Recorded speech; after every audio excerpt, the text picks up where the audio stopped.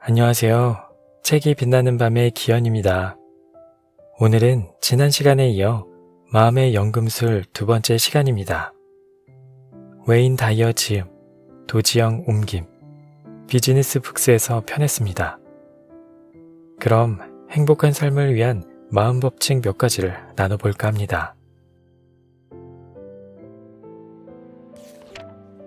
제5장 나답게 살기 위한 3가지를 기억할 것. 자유롭고 싶다면 의심을 지워라. 우선 의심을 지워라 라는 비결부터 설명할까 한다. 이 비결을 첫 번째로 꼽은 건 가장 실천하기 어려운 일이기 때문이다. 내가 함께 일한 사람들 가운데 높은 인식 수준에 도달한 사람은 모두 기법이나 전략을 외운다고 해서 높은 인식에 도달하는 건 아니라고 강조했다. 그보다 필요한 건 인식을 높이는 게 가능하다는 믿음이다. 생각하는 대로 살게 된다는 말이 있다. 그러나 많은 사람이 사는 대로 생각한다. 삶을 둘러싼 환경이 내면 세계를 결정하기 때문에 외부에서 일어나는 사건에 화내고 상처받고 슬퍼하고 두려워한다. 앞서 이야기했지만 세상은 우리가 생각하는 대로 만들어진다. 그런데 그 생각에 의심이 들어있으면 우리는 의심에 따라 행동한다. 의심 외에 다른 것을 따르지 못한다. 안타깝게도 부모나 학교, 사회가 우리에게 가르쳐준 내용에는 대부분 의심이 들어있다. 이 점을 이해하는 게 중요하다. 무슨 일이든 할 수 없다고 생각하거나 아니면 해낼 수 있을지 아주 조금의 의심이라도 들면 우리는 그 의심에 따라 행동한다. 랄프 waldo 에머슨이 말했던 것처럼 모든 행동의 전신은 생각이다. 따라서 의심을 떠올리면 이에 따라 행동하게 된다. 결국 의심 때문에 인식을 높이거나 만들고 싶은 걸 만들 수 없게 된다. 그래서 의심을 지우는 게 중요하다. 의심을 지우는 방법을 몇 가지 소개한다. 긍정적인 확언을 하라. 확언은 인생에서 원하는 바를 확인하고 만들어내기 위해 스스로 되뇌는 긍정적인 말이다. 일어나는 모든 일에는 타당한 이유가 있다는 점을 떠올리며 나는 의심을 지울 거야. 그저 간단한 확언으로 마음속 의심을 몰아내기 시작하면 된다. 내면의 높은 자아를 마주하라. 내면의 높은 자아를 마주하겠다고 마음먹어라. 내면의 높은 자아에 관해 단순히 아는 게 아니라 이 사랑스러운 존재를 직접 만나기 위해서다.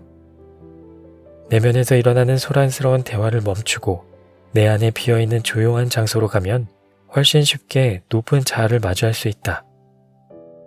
아무 일도 하지 않으면서 조용히 귀를 기울일 수 있는 시간과 장소를 마련하라. 그리고 매일 내면의 비판으로부터 자유로워질 수 있도록 생각에 잠기는 시간을 가져라. 많은 사람이 당신에게 해준 이야기에 들어있는 의심을 전부 지워라.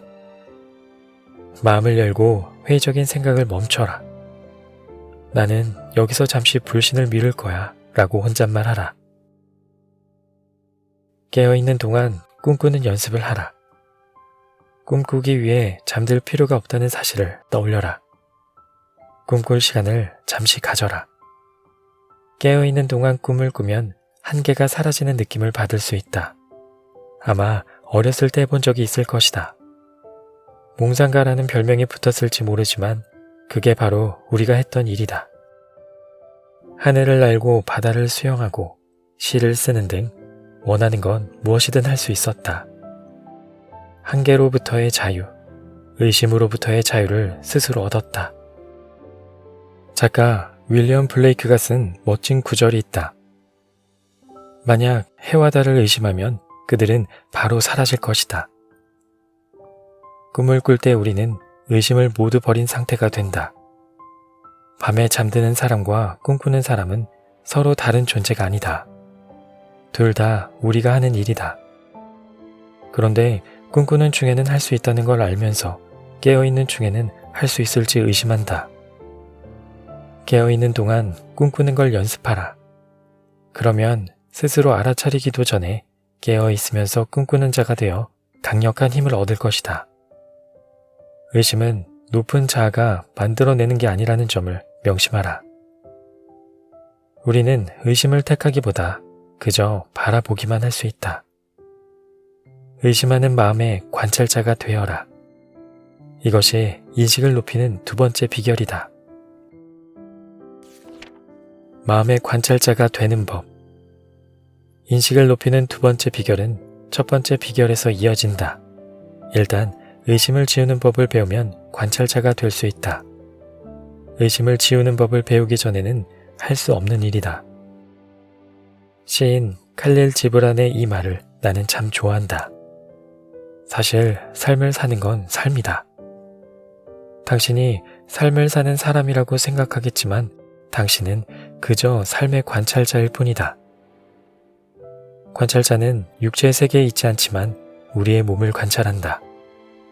관찰자가 되려면 자기 안에서 빠져나와 내 삶에 어떤 일이 일어나고 있는지 제3자의 시각으로 봐야 한다.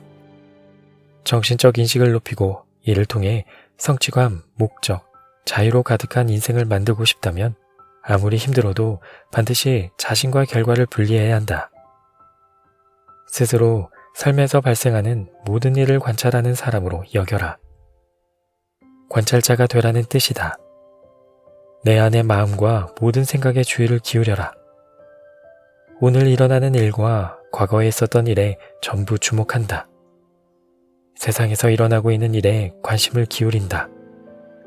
이 모든 과정에서 감정에 흔들리지 않는 관찰자의 관점으로 바라본다. 그렇게 두 가지 세계, 내면과 외부 세계를 알아차리고 나서 스스로 물어보라.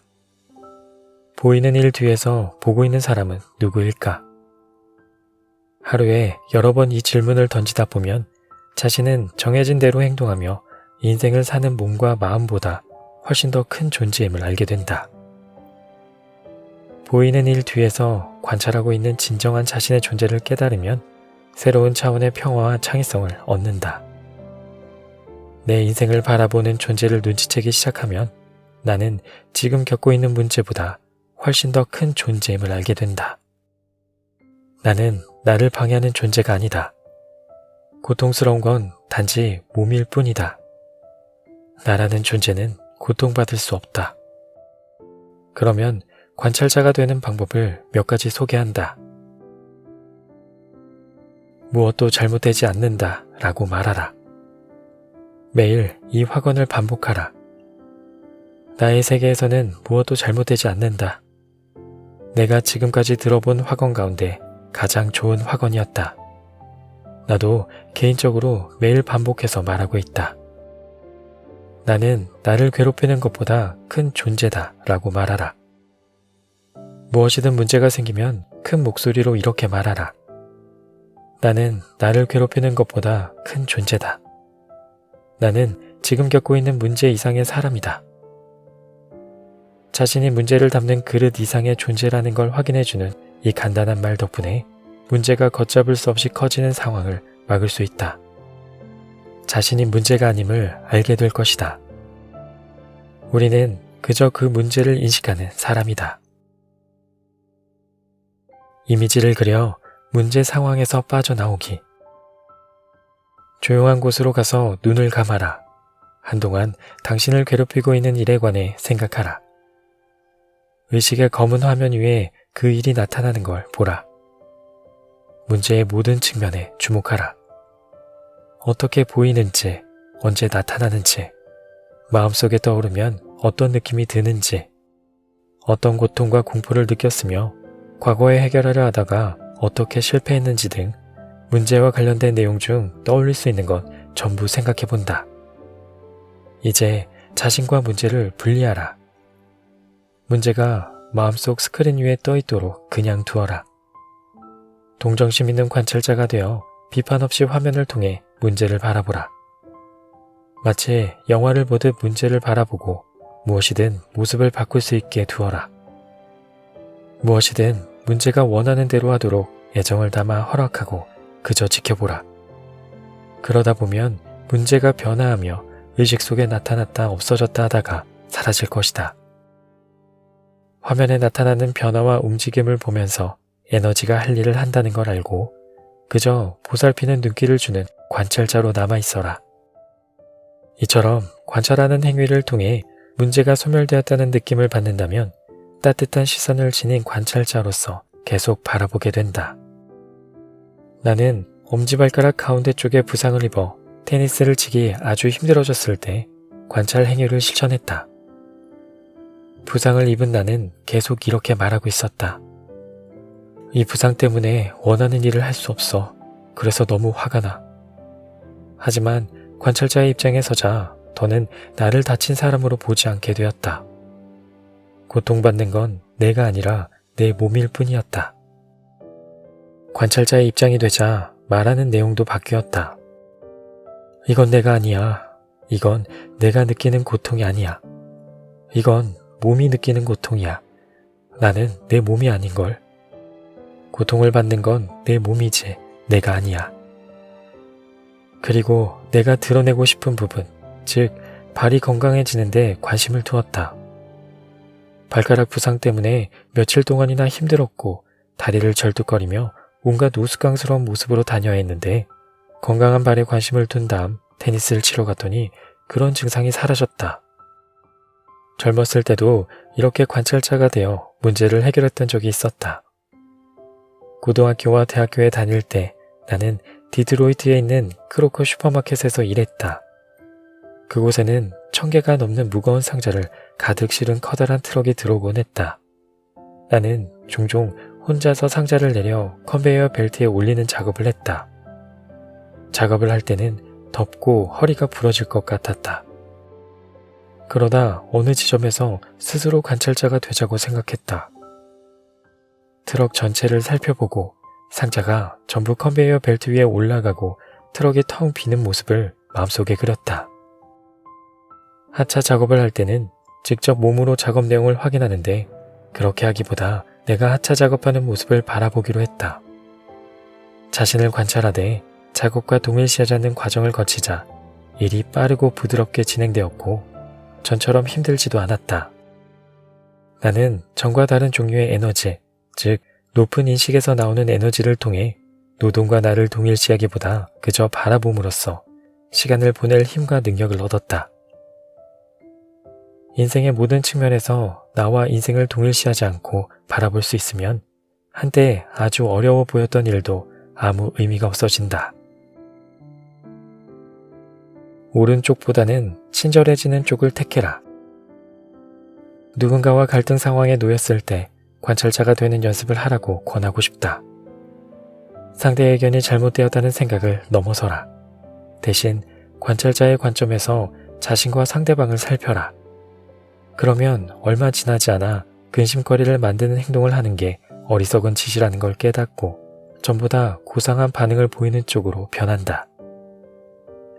예전부터 마음에 품고 있는 문장이 하나 있는데 내가 여러분에게 알려줄 수 있는 그 어떤 방법보다 가장 큰 평화를 가져다 준다고 생각한다. 내 말이 옳다고 증명하는 일과 친절한 일 사이에서 선택해야 한다면 항상 친절해지는 쪽을 택해라.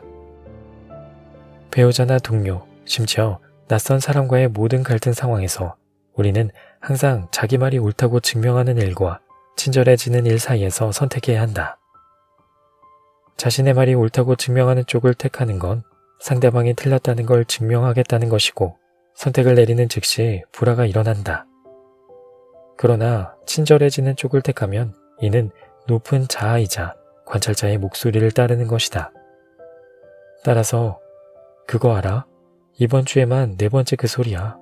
넌 언제나 내가 틀렸다고 말하려고 해. 네 생각에 틀린 사람은 누구인 것 같아? 라고 말하지 말고 이렇게 말하기로 선택할 수 있다. 그거 알아? 네가 정말 좋은 의견을 말해줬어. 나는 그런 식으로는 한 번도 생각해보지 못했어. 관찰자가 자리를 이어받은 후부터는 그간 논쟁을 벌이며 시달렸던 모든 걱정과 스트레스가 사라진다. 그러니 내 말이 옳다는 걸 증명해야 하거나 친절해지는 길을 선택해야 한다면 친절해지는 쪽을 택하려 노력하라. 갈등 상황이 쉽고 평화롭게 해결되는 모습을 볼 수 있다. 내면의 존재를 인식하라. 자신과 내면 세계 사이에 조화를 이뤄라. 자신의 생각을 알아차리고 생각하는 존재. 실제 생각 뒤에 있는 보이지 않는 자신의 존재를 인식하라. 사람들은 자신의 생각을 떠올리는 존재라고 여기기보다는 생각 자체라고 믿는 경우가 많다. 생각을 떠올리는 존재는 관찰자와 비슷하다. 바라보는 존재다. 양자 물리학을 통해 배운 창조의 역학에 따르면 우리가 어떤 것에 관심을 둘 때 파장의 상태에서 입자의 상태로 변화가 일어나는 모습을 드러낸다. 다시 말해 원하는 것에 관심을 계속 두면 파장의 상태가 입자의 상태로 변화한다. 양자 물리학의 개념은 아주 흥미로우며 우리 삶에 얼마나 쉽게 적용할 수 있는지 알면 훨씬 더 재미있다. 일단은 자신이 관찰의 대상이라기보다 관찰하는 존재라는 점만 기억하자. 인생의 아름다움을 의미하는 시간을 가져라. 명상하는 시간을 가져라. 아름다운 우주를 바라보는 시간을 가져라. 만사의 지혜가 있고 만물에 감사할 거리가 있다. 내면 세계를 비판과 회의, 의심, 괴로움, 고통으로 채우기보다 항상 자신에게 선택권이 있다는 점을 기억하라. 모든 생각은 통제할 수 있다. 생각하는 대로 일이 펼쳐진다는 점을 마음에 새기면 잘 풀리지 않는다고 생각하기보다 감사하게 여기는 일에 관심과 에너지를 쏟을 수 있다. 그러면 원하는 것이 모습을 드러낸다. 모든 건 내면을 바라보는 데서 시작한다. 오늘 준비한 내용은 여기까지입니다. 끝까지 함께 해주셔서 감사합니다. 지금까지 책이 빛나는 밤의 기현이었습니다.